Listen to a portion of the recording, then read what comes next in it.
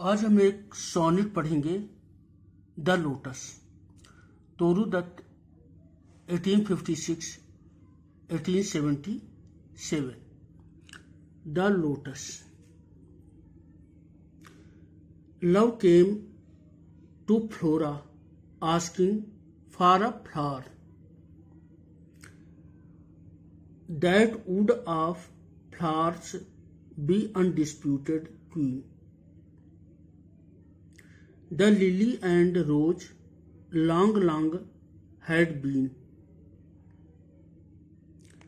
rivals for that high honor. Bars of flowers had sang their claims. The rose can never tower. Like the pale lily with her Juno mien, but is the lily lovelier thus between? Flower factions rang the strife in Psyche's bower. Give me a flower delicious as the rose. Give me a flower delicious as the rose, and stately as the lily in her pride. But of what color? Rose red. Love first choose. Then prayed, no lily white, or both provide. And Flora gave the lotus rose red dyed, and lily white, the queenliest flower that blows. Toru Dutt 1856-1877। Lotus या कमल एक भारतीय पुष्प है जो भारतीय संस्कृति, भारतीय सभ्यता, भारतीय धर्म,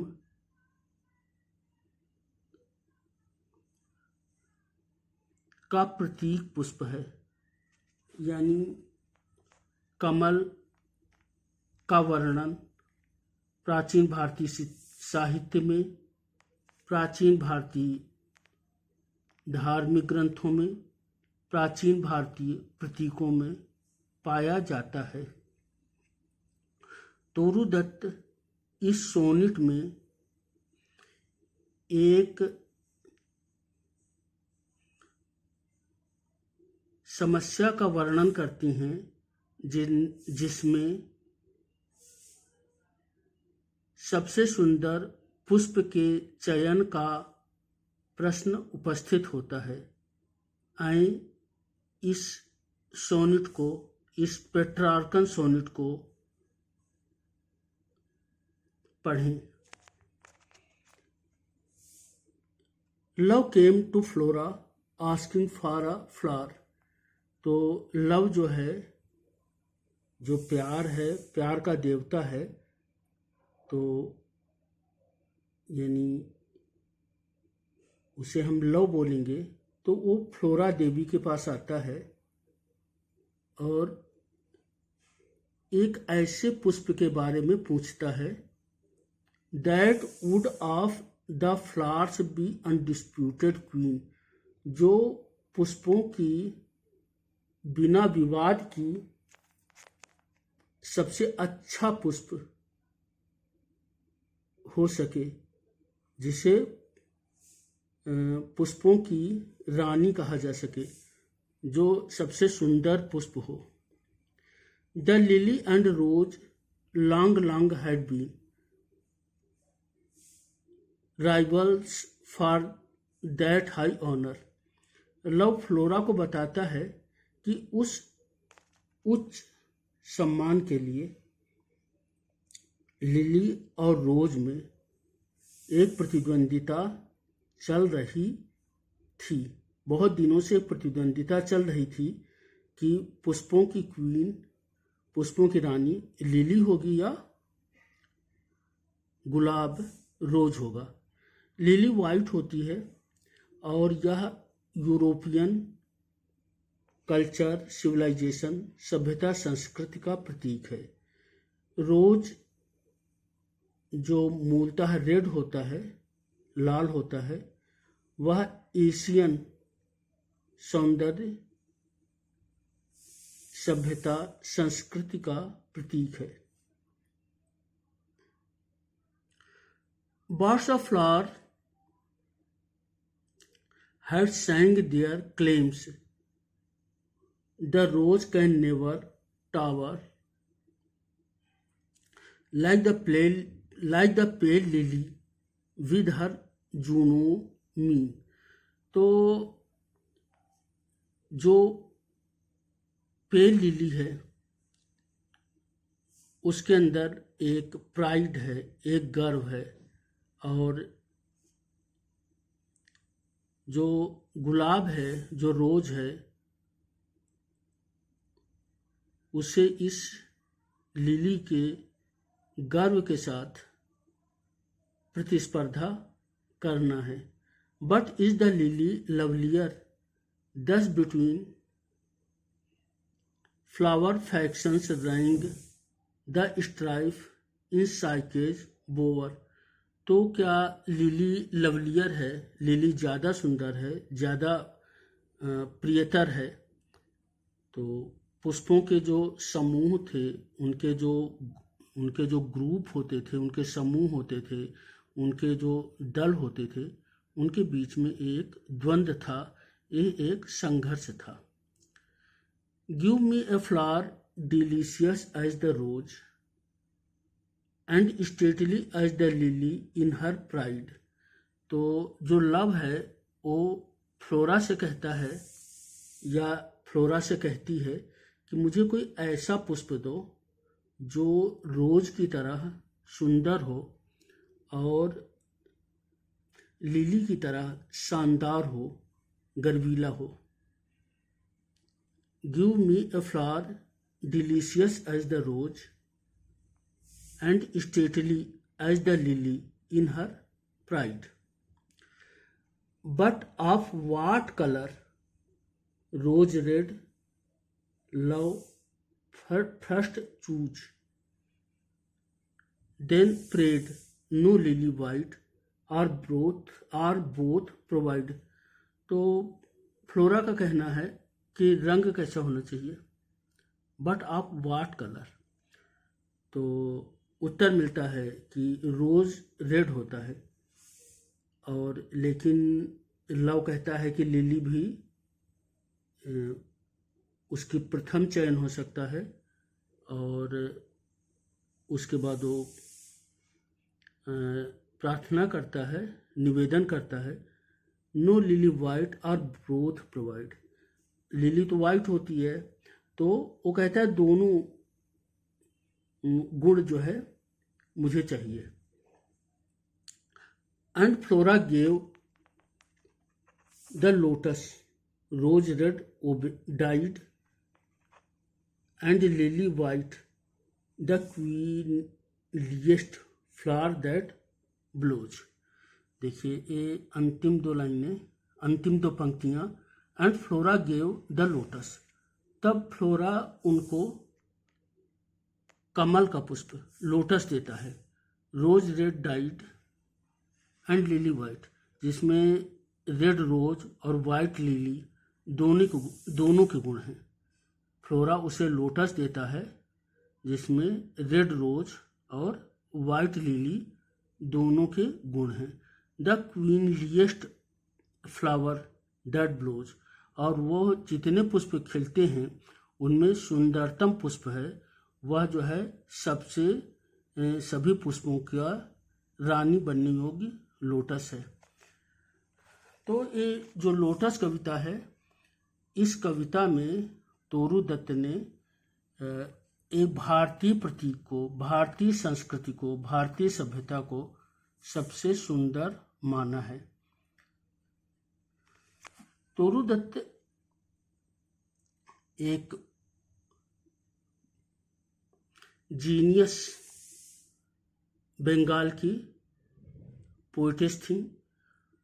उनकी प्रसिद्ध वर्क्स हैं, प्रसिद्ध कृतियां हैं।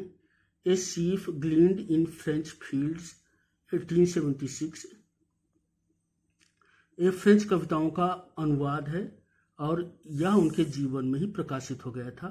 अ sheaf gleaned in French fields 1876, ancient ballads and legends of Hindustan 1882, ancient ballads and legends of Hindustan 1882, Bianca और द यंग स्पेनिश मेडन, ये उनकी इंग्लिश नावल है। Le Journal de Mademoiselle d'Arvers, ये उनका फ्रेंच नावल है, फ्रांसीसी भाषा में लिखा हुआ है। तोरू दत्त जी का जन्म 4 मार्च 1856 को हुआ था और उनका निधन 30 अगस्त 1877 को हुआ था। कीट्स की तरह उनका भी निधन कंजप्शन या क्षय से हुआ था। इस पोयम का जो समरी है, जो संक्षेप है, the overall theme of the poem is the pride of India's culture and Hindu religion. Lotus is a symbol of eternity in Hinduism. जो लोटस है वो भारतीय संस्कृति का प्रतीक है। The poem the lotus is from Dutt's ancient ballads and legends of Hindustan 1882।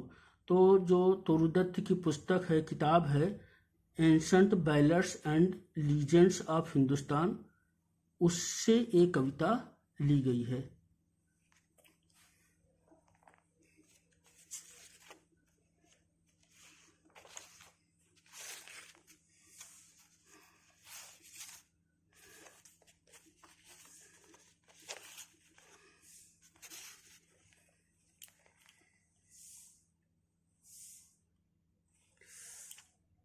इसे थोड़ा और देखते हैं। The poem enacts a type of fable. तो पोयम में एक प्रकार की जो फेबल होती है, एक बोध कथा होती है, उस प्रकार का ये सोनेट है, यानी सोनेट में एक फेबल है। The personified figure of love comes to Flora, the Roman goddess of flowering plants. तो जो लव का मानवीकृत रूप है वो फ्लोरा के पास आता है, और फ्लोरा रोमन गॉडेस हैं फ्लावरिंग प्लांट्स की। Personified love asks to her to create the most beautiful flower in the world. Love desires to have a flower that carries elements of both the beauty of rose and pride of lily। यानी love जो है flora से request करता है, प्रार्थना करता है, विनती करता है कि उसके लिए एक ऐसा पुष्प बनाएं जिसमें रोज की सुंदरता हो और लिली का गर्व या प्राइड हो। Flora gives love the lotus that has both qualities, lilies pride and rose beauty। तो जो फ्लोरा है उनको लोटस देती है जिसमें रोज की ब्यूटी भी है और लिली का प्राइड भी है।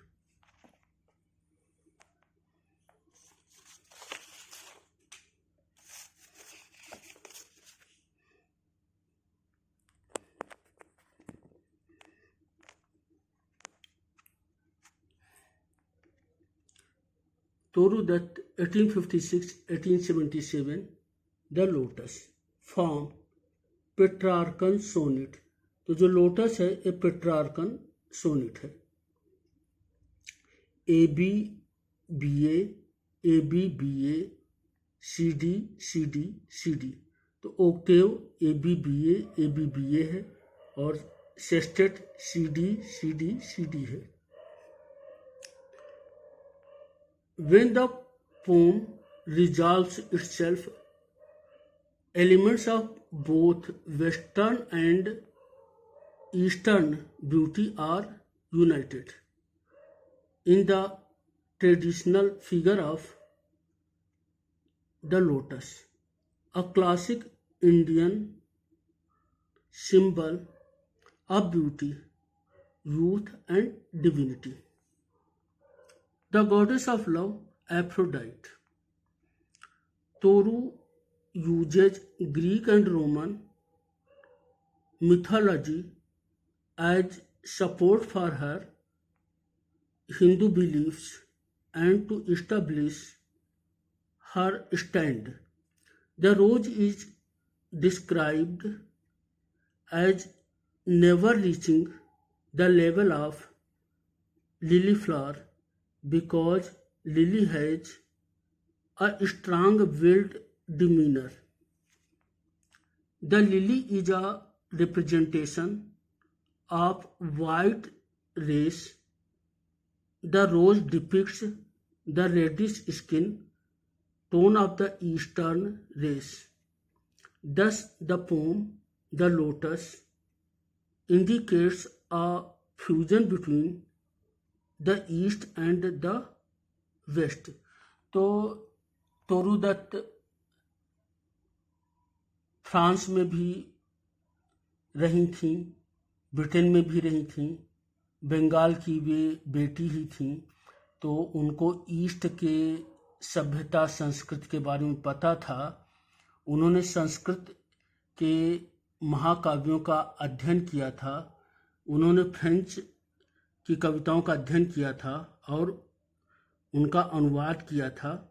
तो लिली यूरोपियन सभ्यता संस्कृति गर्व का प्रतीक है, रोज एशियन सभ्यता संस्कृति का प्रतीक है, और जो लोटस है ये दोनों के बीच में एक कॉम्प्रोमाइज है, दोनों के बीच में एक मध्यम मार्ग है, और यह भारतीय सभ्यता संस्कृति का प्रतीक है। इस तरह लोटस कविता तोरू दत्त की राष्ट्रवादिता नेशनलिज्म का भी एक उदाहरण है। Thank you.